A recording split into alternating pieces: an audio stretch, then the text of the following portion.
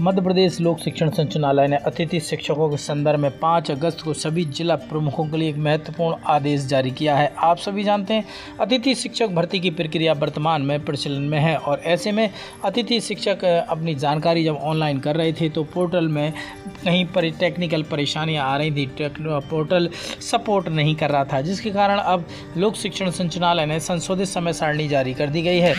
जारी की गई समय सारणी अनुसार अब कब तक आवेदन कर सकते हैं, कब आप पूरी जानकारी में संशोधन हुआ है। चलिए पूरी जानकारी को विस्तार से देखते हैं। तो साथियों, अतिथि शिक्षकों का आमंत्रण हेतु GFMS पोर्टल पर रिक्तियों का प्रदर्शन 6 अगस्त तक होगा। 6 अगस्त तक रिक्तियां आप पोर्टल पर देख सकते हैं। दूसरा, अतिथि शिक्षकों द्वारा GF पोर्टल पर ज्वाइनिंग दर्ज कराना तथा शाला प्रभारी से प्राप्त सत्यापित ज्वाइनिंग पत्रक की प्रति पोर्टल पर अपलोड करने की तिथि जो है 7 अगस्त से लेकर 12 अगस्त तक निर्धारित कर दी गई है। इसके अलावा शाला प्रभारी GFMS पोर्टल पर ज्वाइनिंग किए अतिथि शिक्षकों का प्रमाणीकरण करेंगे। कब तक? 7 अगस्त से लेकर 12 अगस्त तक निर्धारित किया गया है।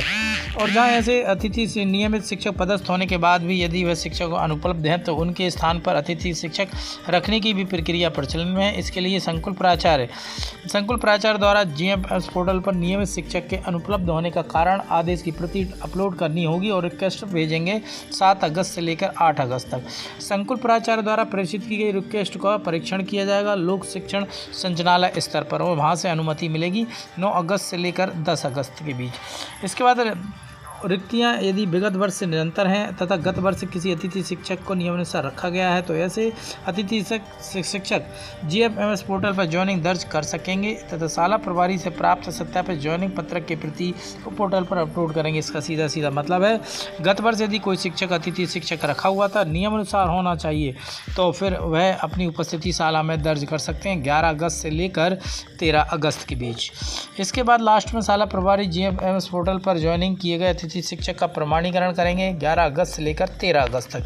तो ये पूरी प्रक्रिया में संशोधन हुआ है। जो पहले प्रक्रिया जो थी, चूँकि पोर्टल सर्वर डाउन होने के कारण नहीं चल पा रहा था, ऐसी शिकायतें ऐसी बातें सामने आ रही थी, इसी कड़ी में ये आदेश जारी किया गया है। तो अतिथि शिक्षकों के लिए अच्छी बात है कि उन्हें और समय मिल गया है और वह अब अपनी पूरी जानकारी GFMS पोर्टल पर समय सीमा में दर्ज कर सकते हैं।